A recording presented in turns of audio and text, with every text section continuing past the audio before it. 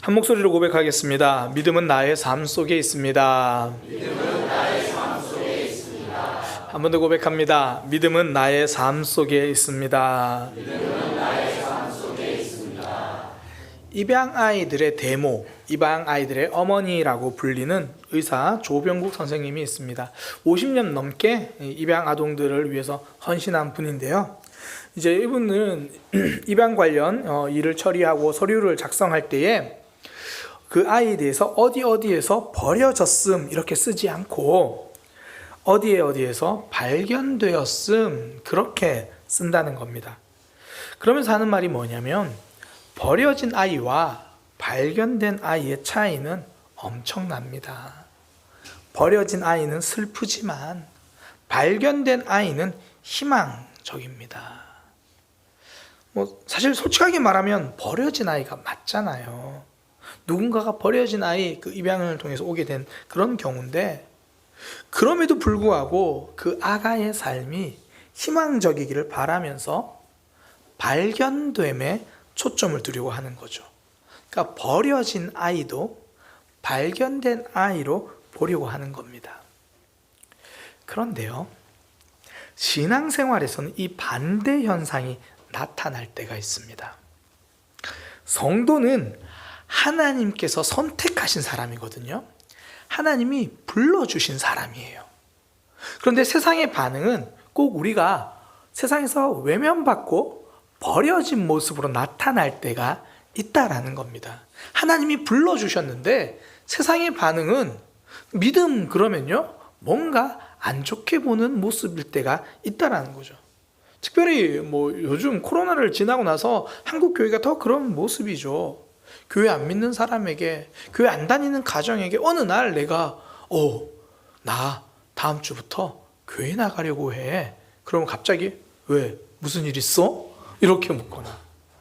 실제로 그런 경우가 있었다는 얘기를 제가 들었어요. 교회 안 나가던 분이 교회를 다니면서 자녀에게 나 이제부터 다음 주부터 나 지금 교회 나가고 있어. 왜? 차라리 조례를 가지 그래. 이게 반응이더라는 거예요. 믿음 생활이 모든 사람에게 환영받는 것은 아닙니다. 때로는 내가 믿음 생활 더 잘해보려고 하는 그 모습 때문에 가족들이 더 불편해하기도 하고요. 직장에서는 그 모습 때문에 오히려 우리를 외면하기도 합니다. 우린 정직하려고 했는데 직장에서는 그렇게 하지 말라라고 이야기를 하잖아요. 우리는 좀 더 내가 더 사랑하려고 하는데 직장에서는 너 왜 그래 바보같이 사냐 그렇게 이야기를 한다라는 거예요. 제가 아는 집사님 중에 한 분이 직장에서 늘 웃는 모습으로 이렇게 사람을 대하려고 하시는 분이 있습니다. 그런데 왜 직장 생활을 하다 보면 유독 좀 화가 많은 사람들이 있잖아요. 그러니까 그 사람이 주변 사람이 늘 화를 내고 짜증을 내는데 그 집사님은 이제 늘 웃은 모습으로 좋은 모습으로 대하려고 하니까 상대방이 그 모습을 보고 달라졌으면 좋겠는데 오히려 너 바보 아니냐고 이렇게 막 비난하기 시작하는 거예요.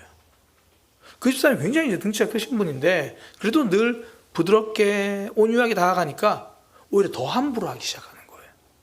막 싫은 소리 하고 그래도 웃으니까 실제로 저한테 전화해가지고 막 이제 힘들다는 이야기를 하면서 상대방이 막 부드럽게 다가가는 모습 보면서 이렇게 하더라는 거예요. 너 이런 거 아니냐. 세상에서 우리의 믿음이 그런 모습으로 나타날 때가 있다는 거예요. 꼭 버려진 자처럼 외면되는 모습으로. 우리가 데살로니가 지금 계속 살펴보고 있는데 데살로니가 교회도 그 주변 사람들에게 핍박받고 박해받는 모습이었거든요. 데살로니가 전서 2장 14절에 그 이야기가 나오잖아요. 데살로니가 전서 2장 14절에 보면 너희도 너희 동족에게 동일한 고난을 받았느니라. 믿는다는 것 때문에 오히려 힘들고 믿음 때문에 오히려 고생하고. 그런데 우리가 계속 살펴보고 있지만 그런데도 불구하고 데살로니가 교회가 박해를 견디고 믿음 가운데 또 그런 어려운 가운데 믿음이 굳세게 잘 세워지고 있습니다. 그런데 바울이요 이제는 그 견딤 그 너머를 이야기하는 거예요. 너희가 잘 견뎠다. 그러니 이제는 단순히 견딤이 아니라 그들보다 더 다른 삶을 보여주어라. 그게 오늘 본문 4장 5절이에요. 데살로니가전서 4장 5절. 하나님을 모르는 이방인과 같이 세욕을 따르지 말고, 그러니까 이방인과는 다른 삶을 살아라. 박해하는 그들을 피해서 살아라, 이런 게 아니라, 잘 견뎠으니까 됐다, 이게 아니라 그걸 넘어서 본이 되는 삶을 이야기해요. 4장 11절 12절도 그렇습니다. 또 너희에게 명한 것 같이 조용히 자기 일을 하고 너희 손으로 일하기를 힘쓰라. 이는 외인에 대하여 단정히 행하고 또한 아무 궁핍함이 없게 하려 함이라. 이걸요 공동 번역으로 읽어드리면 이렇게 됩니다. 그리고 내가 전에 지시한 대로 조용히 살도록 힘쓰며 각각 자기의 직업을 가지고 자기 손으로 일해서 살아가십시오. 그러면 교회 밖의 사람들에게서도 존경을 받게 됩니다. 안 믿는 사람들이 싫어하고 박해할 때 그냥 견디는 삶이 아니라 존경받는 모습이 되어라, 이렇게 말을 합니다. 이걸 한 단어로 이야기하면 삶입니다.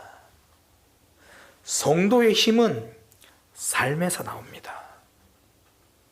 세상을 향해서 이렇게 살아야 합니다, 저렇게 살아야 합니다, 그런 구호가 아니라는 거예요. 저는 하나님을 믿는 사람입니다, 이 고백은 삶으로 증명될 때 힘이 생깁니다. 믿음은 성도의 삶 속에 있습니다. 오늘 본문에서 바울이 하는 말도 그거예요. 4장 1절과 2절을 요약하면 이런 겁니다. 마지막으로 당부합니다. 하나님이 기뻐하시는 삶을 배우고 그렇게 살고 있으니까 앞으로도 더욱 힘써서 그렇게 살아가시기 바랍니다. 4장 1절과 2절 한번 보겠습니다. 그러므로 형제들아, 우리가 끝으로 마지막으로 내가 또 당부한다는 거예요. 주 예수 안에서 너희에게 구하고 권면하노니 너희가 마땅히 어떻게 행하며 기독교인으로 어떻게 살아야 할지, 하나님을 기쁘시게 할 수 있는지 우리에게 잘 배웠지 않느냐. 또 너희가 행하고 있는데 더욱 열심히 하라. 우리가 주 예수로 말미암아 너희에게 무슨 명령을 준 것, 어떻게 가르쳤는지 너희가 잘 알고 있지 않느냐. 하나님이 기뻐하신 삶을 살고 있는데 앞으로도 계속 그런 삶이 되어라. 세상에서 너희를 박해해서 꼭 너희를 버린 것처럼, 너희가 세상에서 볼 때는 버려진 자처럼 보일지 모르지만 버려진 자가 아니라 하나님이 부르신 자다, 부름 받은 자답게 살아가라, 그렇게 이야기를 하는 거예요. 이제 그러면서 그 모습이 무엇인지 오늘 본문에 한 크게 세 가지가 나옵니다. 오늘 그걸 살펴보려고 하는 거예요. 남다른 거룩, 남다른 사랑, 남다른 성실입니다. 세 가지를 좀 살펴보려고 합니다. 첫 번째는요, 남다른 거룩이에요. 3절과 4절인데 3절에 하나님의 뜻은 이것이니 너희의 거룩함이라 곧 음란을 버리고, 그러면서 그 거룩을 가정과 연결을 해요. 각각 거룩함과 존귀함으로 자기 아내 대할 줄을 알고, 그러니까 음란을 버리고 배우자를 거룩하고 존귀하게 여기라. 이방인 가정과는 달라야 한다고 말하는 거죠. 오늘날 세상은요, 돈과 음란이 연합전선을 이루어서 가정을 위협합니다. 2016년인데요. 제가 우리 교회에 오기 바로 직전에 2016년 7월 달에 다림교회 주일학교 여름성경학교 강사로 간 적이 있습니다. 거기서 이제 여름성경학교 설교하기 전에 선생님들과 미팅 만나서 이런저런 이야기하는데 한 선생님이 그런 부탁을 하시더라고요. 목사님, 이번에 말씀 전해주실 때 아이들에게 음란물을 보지 않도록 권면해 주십시오.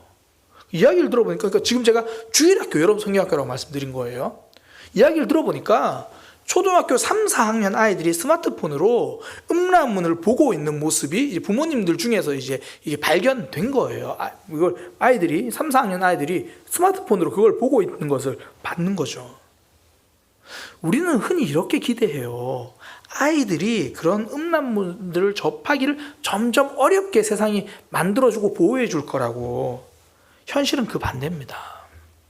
돈 벌 생각인 사람들은요, 누구라도 쉽게 그거를 접할 수 있도록 만들어요. 그냥 잘못 터치만 해도, 어떤 글을 클릭만 해도 그런 식으로 연결되게 만들어요. 나이와 상관없이. 몇 년 전이죠. 아이들 학교에서 성교육 교과서가 좀 사회적 이슈가 되고 문제가 된 적이 있어요. 그 내용이 뭐냐면 너무 구체적이고 세밀하고 사실적이어서 아이들 교육에 오히려 나쁘다 그런 주장이 있었거든요. 솔직히 저는 그 주장을 보면서 좀 어이가 없었습니다. 학교에서 안 가르친다고 아이들이 모릅니까? 다 알아요. 그러면 비틀린 성을 아이들이 다른 곳에서 접하기 전에 바른 성을 학교에서 세밀하게 가르쳐야 되거든요. 옛날처럼 감추고 숨기고 눈 가린다고 해서 못 보는 시절이 아닙니다. 학교에서 두루뭉술 눈 감으면요, 스마트폰으로 눈 떠요. 친구들과 사이에서 비틀린 성으로 먼저 눈을 뜨게 돼요. 세상은요, 동과 음란이 연합전선을 이루어서 가정을 공격합니다. 그리고 그 공격은 사춘기 아이들에게만 취약한 게 아니라, 그들에게만 위험한 게 아니라 어른들이 더 위험해요. 아무래도 아이들보단 조금 더 쉽게 접할 수 있으니까. 한 선배 목사님의 말씀이 저에게 참 인사이트가 됐는데요. 그분은 그렇게 이야기를 하더라고요. 우리가 흔히 말하는 19금이라고 말하는 내용들은 자녀들에게 위험하지만 또한 자녀들에게 위험한 것은 어른에게도 위험하다. 자녀들이 하지 말아야 할 행동은 어른들도 하지 말아야 한다. 편의점에 가면 청소년들은 술과 담배를 살 수 없습니다. 그렇다면 술과 담배가 청소년들에게만 위험합니까? 청소년들은 음란물을 볼 수 없습니다. 그러면 음란물이 청소년들의 영혼만 병들게 합니까? 자녀들이 하지 말아야 할 것은 어른들도 하지 말아야 합니다. 이전에는 이 거룩에 대한 말씀을 이제 보통 강단에서 전하거나 권하면요, 우리의 가정과 우리의 안방과 우리의 침실이 거룩해야 한다, 그렇게 말했어요. 이제는 거기에 더불어서 내 손에 있는 스마트폰이 거룩해야 하는 거죠. 지난 12월이죠. 미디어에 대해서 강의하러 오셨던 목사님이 하셨던 말씀이 전 참 인상 깊어요. 이제 사람은 더 이상 오장육부가 아니라는 거예요. 오장육부에 더해서 스마트폰까지 포함해야 된다는 거죠. 이게 내 손처럼 들고 다니니까. 그래서 청소년들에게 스마트폰을 뺐으면 내 사지를 잃은 것처럼 힘들어 한다는 거예요. 청소년들만 그런 게 아니죠. 지금도 예배 때, 우리 예배 들어오기 전에 하나님께 집중하기 위해서 스마트폰은 다 걷겠습니다. 그러면 성도님들 중에서 손 떨면서 이제 예배 드리는 분도 있다라는 거죠. 어쩌면 가장 개인적으로 사용하는 것이 스마트폰이죠. 그 안에서 거룩이 이루어져야 합니다. 누가 보기 때문에 거룩하려는 것이 아니라 하나님이 보시기 때문에 거룩하려는 거죠. 그게 오늘 본문 4장 7절과 8절이에요.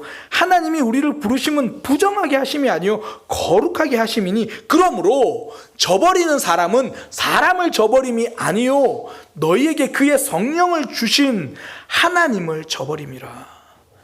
음란한 건 하나님을 저버리는 거래요. 다르게 말하면 거룩은 하나님과의 약속입니다. 세상은 다른 사람에게 피해만 안 주는 거면 괜찮다, 그렇게 말해요. 내 머릿속에서 어떤 일이 일어나든지 겉으로 드러나지 않으면 괜찮다고 생각합니다.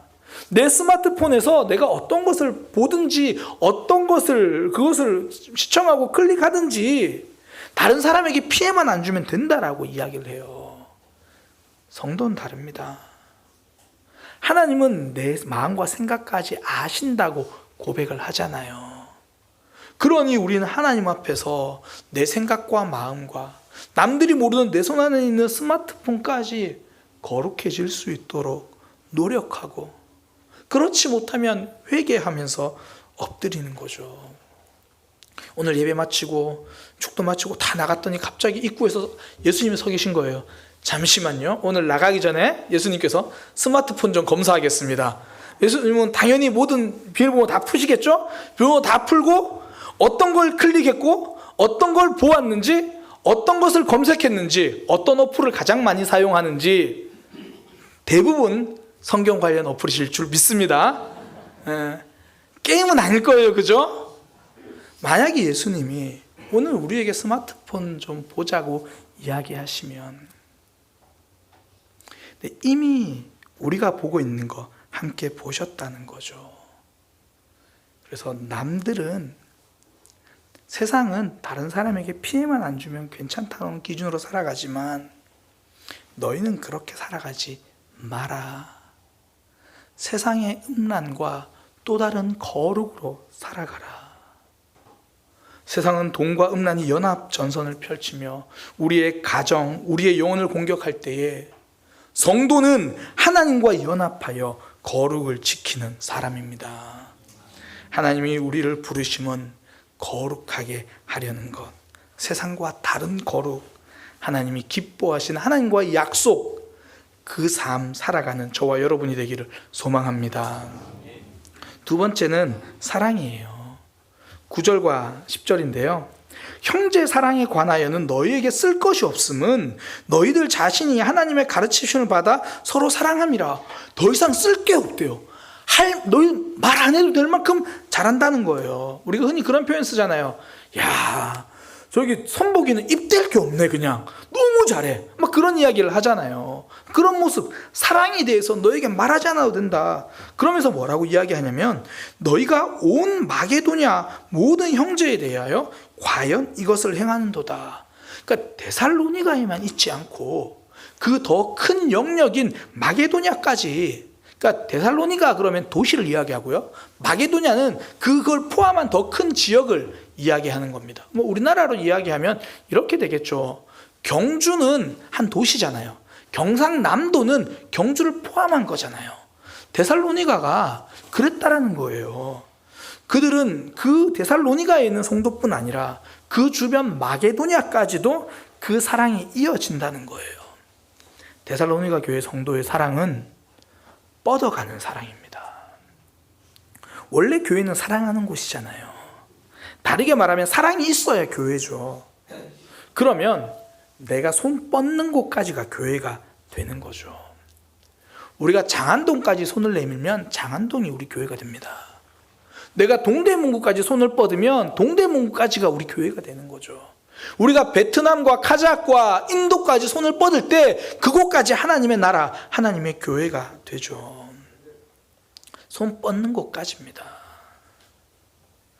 요즘은 이제 횟집 같은 데 보면, 밖에 지나가다 보면 물고기들이 좀 다양하게 보여요. 예전에는 종류가 몇 가지 없었는데 요즘에는 보면 고등어도 돌아다니더라고요. 예전에는 이 고등어는 잡아서 두면 그냥 바로 죽는데요.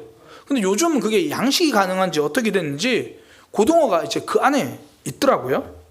이게 바다에서 살던 물고기도 똑같은 바닷물인데 가둬만 놓으면 순간 죽어요. 사랑이 그래요. 사랑은 갇혀 있을 때 병들기 시작합니다. 나만 아는 것이 사랑이 아니기 때문이에요. 이 사람이 얼마나 성숙한 사랑을 하느냐, 이건요, 사랑의 깊이로 보는 게 아닙니다. 사랑의 넓이로 보는 거예요. 이번에 어떤 집사님이 자기 자녀에게 이렇게 해줬대, 자기 자녀를 이렇게 사랑했대. 우린 그걸 보고 그 사람의 사랑이 성숙했다 그러지 않아요. 이번에 어떤 집사님이 지나가다가 처음 본 사람에게 짜장면 한 그릇을 대접했대. 깊이가 아니라 넓이를 보고 성숙을 이야기합니다. 사랑이 옆으로 뻗어가고 있는가, 그것이 사랑의 성숙을 보여주죠. 예수님도 마태복음 5장 46절 47절에 그 이야기를 하셨습니다. 너희가 너희를 사랑하는 자를 사랑하면 무슨 상이 있으리요? 세리도 이같이 아니하느냐? 세상 사람들도 그렇게 한다는 겁니다. 47절, 또 너희가 너희 형제에게만 무난하면 남들보다 더하는 것이 무엇이냐? 이방인들도 이같이 아니하느냐? 세상 사람들도 그렇게 한다는 거예요. 세상 사람들도 내가 익숙한 사람들만 사랑한다는 거죠.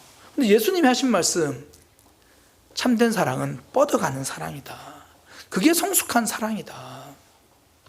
어떤 분이 직장 생활을 하면서요, 이 직장에서도 약간 소외되고, 직장에서도 보면 이 일하는 거나 상황들 때문에 점점 이렇게 외면받는 사람들 있잖아요. 근데 그분은 가능하면 그 사람들을 품으면서 일하려고 했대요.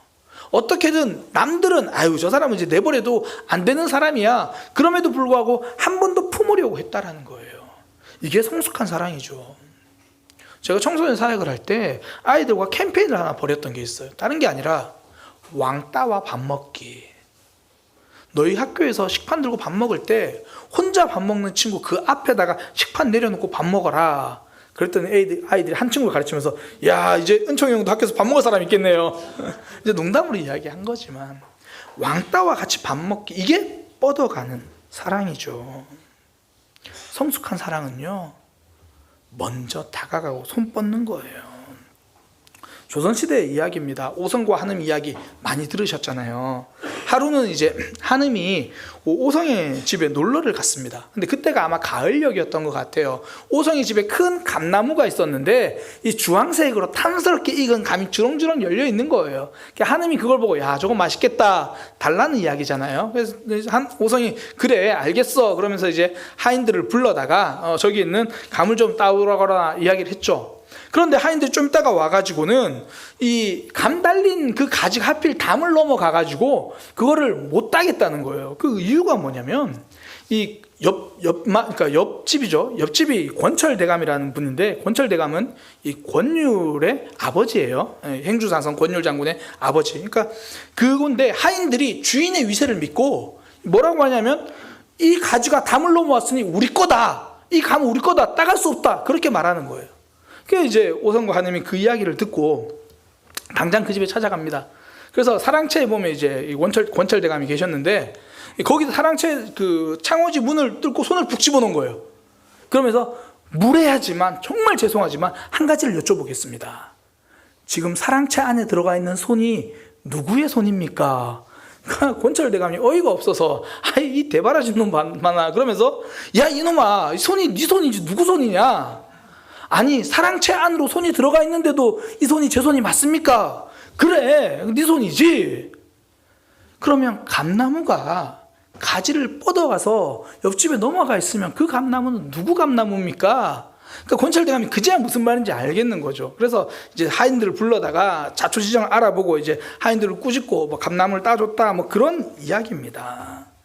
그러니까 오성과 한음은 감나무가 이웃집 담을 넘어갔지만 그래도 우리 감이다 이걸 말하고 싶은 거잖아요. 그런데 기독교 사랑은 반대입니다. 감나무가 담장을 넘은 김에 이웃집에다가 감을 떨어뜨려 주는 것이 기독교의 사랑입니다. 내 안에 머무는 사랑이 아니라 뻗어가는 사랑이죠. 근데 우린 나도 모르게 내 감나무의 감은 내 친구하고만 나눠 먹고 싶어 해요. 나에게 익숙한 사람, 나에게 편안한 사람, 이 담장을 넘고 싶지 않은 거예요. 내가 감이 아니라 감이 없으면 딴 거라도 사서라도 아낌없이 주어도 아깝지 않은 사람하고만 나누어 먹고 싶은 거죠. 내가 정한 울타리 안에서는 누구보다 깊게 사랑을 해요. 그런데 그 울타리 넘어서는 때로는 인사 한마디 하는 것도 부담스러워하는 거. 딱 여기까지. 하나님은 나 자신을 향해서 또 우리 교회를 향해서 더 넓은 사랑, 더 뻗어가는 사랑이 필요하다고 말씀하십니다. 담장 너머로 우리를 보내시는 거예요. 그때 사단은 뭐라고 하냐면 여전히 너희 안에 갇혀 있어라 그렇게 속삭여요. 그러면서 우리를 속입니다. 야, 거기서 깊이 사랑하고 있으니 너희는 사랑이 넘치고 있어. 사랑은 갇혀 있으면 병든 겁니다. 그래서 바울은 이미 사랑하는 삶을 살고 있는 데살로니가 그들에게 더욱 사랑하라고 권면하는 거죠. 오늘 본문 10절입니다.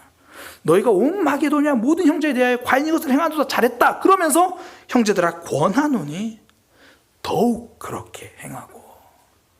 뻗어가고 있는 거 잘했다. 그러나 멈추지 말고 더욱 그렇게 하라. 그때 그 사람도 살지만 너도 산다. 그때 이웃집도 살지만 너희 공동체가 산다. 익숙한 사람 속에 있는 것이 안전한 삶이 아닙니다. 하나님이 부르심을 따라가는 삶이 안전한 삶입니다. 사실 우리가 이 자리에서 예배하고 우리가 하나님 믿게 된 것도 누군가는 손 내밀고 뻗어줘서 그렇잖아요. 사실 저도 그래요. 돌아보면 저도 이제 부모님이 교회를 다니지 않으셨기 때문에 초등학교 때는 교회를 좀 띄엄띄엄 갔었어요. 초등학교 6학년 마치고 중학교 올라가는 시점에서 제가 교회를 안 나갔거든요. 보통 그렇잖아요. 초등학교에서 중학교 갈 때, 중학교에서 고등학교 갈 때, 고등학교에서 대학교 갈 때, 저는 이제 그 쯤이 굉장히 심했어요. 그러니까 6학년 때까지는 나름 좀 다니다가 중학교 1학년 때는 교회를 안 갔어요. 그때 교회 선생님이 저랑 제 친구들을 찾아오셨거든요. 집까지 오셔가지고 이런저런 얘기를 하고 돌아가셨어요. 그러니까 제가 그 다음 주부터 교회를 그래도 안 갔어요. 그러고도 띄엄띄엄 다녔다고요. 그런데도 그 선생님들이 저에게 끝까지 품어주시고 손 내밀어 주시고, 그래서 지금 이 자리에 설교까지 하는 거예요. 건강한 사랑은요, 뻗어가는 사랑입니다. 성숙한 사랑은 내 안에서 깊이 아는 사랑이 아니라 내 밖으로 넓은 사랑이에요. 그때부터 병들어가는 사랑이 생명과 능력이 나타나는 사랑이 되는 겁니다. 예수님이 하신 말씀, 이방인들도 자기 안에서는 깊이 사랑한다. 이제 이방인과 다른 사랑, 뻗어가는 사랑, 넓은 사랑, 그런 삶이 되어라 우리에게 말씀하시는 거죠. 뻗어가는 사랑의 삶이 바로 믿음의 삶입니다. 마지막 세 번째는 남다른 성실이거든요. 요란한 말보다 조용한 성실을 가진 삶이 교회 밖에서도 존경받는다, 그렇게 말해요. 앞서 살펴본 11절 12절입니다. 또 너희에게 명한 것 같이 조용히 자기 일을 하고 너희 손으로 일하기를 힘쓰라. 이는 이렇게 하면 외인에 대하여 단정히 행하고, 앞서 다른 번역본 봤잖아요. 이게 의미상으로 다른 사람들에게 존경받게 된다, 그런 이야기입니다. 이게 자기 일을 잘하는 것도 사실 쉽지는 않아요. 그것도 어렵지만 그 자기 일을 조용히 하는 게 참 어렵습니다. 그 김창욱 교수가 이 자신이 발레 전공을 한 교수와 함께 대화했던 내용을 소개한 적이 있습니다. 그때 이제 발레를 전공하고 이 발레 가르치는 교수가 하는 말이, 발레가 왜 힘든지 아세요? 표정이 중요하기 때문입니다. 보통 스포츠는 힘들면 힘들다고 말해요. 축구 선수들이 열심히 뛰면서 힘들면 인상을 구기거든요. 힘든 표정 짓고, 때로는 막 카메라에 나오는데 자기도 모르게 험한 막 말을 하기도 하고, 그럼 사람들이 이해해 준다는 거예요. 야, 투혼이다, 열정이다, 대단하다. 근데 발레도 똑같이 힘든 스포츠래요. 왜냐하면 계속 점프니까. 점프, 점프, 점프. 힘든데 더 힘든 거는 얼굴은 웃어야 한다는 거예요. 힘든 티를 내면 안 되고 오히려 경이로운 표정으로 점프, 점프. 절대. 그 이야기를 소개하면서 이제 김창학 교수가 하는 말이, 힘든 일을 하면서 힘든 티를 안 내는 것이 고수다. 사실 부모님이라는 위치가 참 감사한 위치지만 참 힘든 위치잖아요. 그런데 집에서 힘든 티를 내는 순간 자녀들과의 관계가 어색하죠. 자녀들의 성장을 기다리는 거 힘들죠. 더 힘든 건 뭐냐면 기다리면서 내가 기다림이 힘들다는 티를 안 내는 거. 그게 힘든 티를 내는 순간 깨어지는 거예요. 조용한 성실도 그런 겁니다. 사람들은 나도 모르게 나의 성실을 말로 증명하고 싶어 해요. 사람들이 힘들다 힘들다 말하는 이유 중에 하나가 내가 하고 있는 고생을 증명하고 싶어서 그래요. 내가 이렇게 하고 있다, 내가 애쓰고 있다, 그걸 증명하려고 하면요 주변에서 다 힘들어져요. 그 재해 현장에 정치인들이 가서 하는 일이 사진 찍는 일이잖아요. 내가 왔다, 자신을 증명하려고 해요. 그래서 민폐를 끼치는 겁니다. 일하는 현장에 증명하려는 사람이 오면 다 힘들어져요. 왜 가족 관계, 특히 뭐 배우자나 자녀들의 흠을 이야기하는 사람들, 그 이유 중에 하나가요, 나의 견딤과 나의 수고를 증명받고 싶어서 그래요. 힘든 이야기를 사람들에게 많이 하는 사람들의 특징이 뭔지 아세요? 그 문제를 하나님께는 잘 가지고 나오지 않습니다. 저 사람 때문에 정말 힘들어요 라는 이야기를 사람에게는 1절, 2절, 3절, 돌린 노래, 후렴, 그리고 다음 주에 만나면 앵콜, 그렇게 하는데 하나님 앞에서는 그 이야기가 5분이면 끝나요. 힘들다는 이야기보다 그 힘듦을 견디고 있는 나를 증명하고 싶어서 그런 거예요. 성도는요, 사람에게 증명하는 사람이 아닙니다. 하나님 앞에서 행하는 사람이에요. 우리가 주어진 일을 하는 거, 성실, 헌신, 하나님 앞에서 조용히 하나님이 갚아주실 걸 기대하는 거죠. 그게 마태복음 6장 1절이잖아요. 사람에게 보이려고 그들 앞에서 너희의 의를 행하지 않도록 주의하라. 그리하지 아니하면 하늘에 계신 너희 아버지께 상을 받지 못하느니라. 4장 6절, 내 구제함을 은밀하게 하라. 은밀한 중에 보시는 너희 아버지께서 갚으시리라. 사람 앞에 증명하지 않아도 되는 이유를 말해주잖아요. 하나님이 갚아주신다. 바울은 데살로니가 교회 성도들에게 이것이 뭐냐면 하나님이 갚아주시는 게 너희가 지금은 박해받지만 나중에는 존경받게 된다, 그렇게 이야기하는 겁니다. 하나님이 그렇게 만들어 주실 거다. 조용한 성실, 내가 증명하지 않으려고 했더니 하나님이 증명해 주신다는 거죠. 이제 세상은요, 성도들의 입술이 아니라 성도들의 삶을 통해 믿음을 보기 원합니다. 일상에서 성실히 살아가는 그 모습을 통해서 기독교인들의 신실한 믿음을 발견하기 원하는 겁니다. 말로 나를 증명하려는 삶이 아니라 조용한 성실, 그 속에 우리의 믿음이 있는 거예요. 그 삶을 통해 복음이 흘러나고 영향이 드러나는 거죠. 세상과 다르게 살아라, 그렇게 이야기합니다. 그냥 견디고 그냥 피해가는 삶을 넘어서 남들은 말로 나를 증명하려고 할 때 그렇지 않은 삶으로 그 모습을 살아야 한다.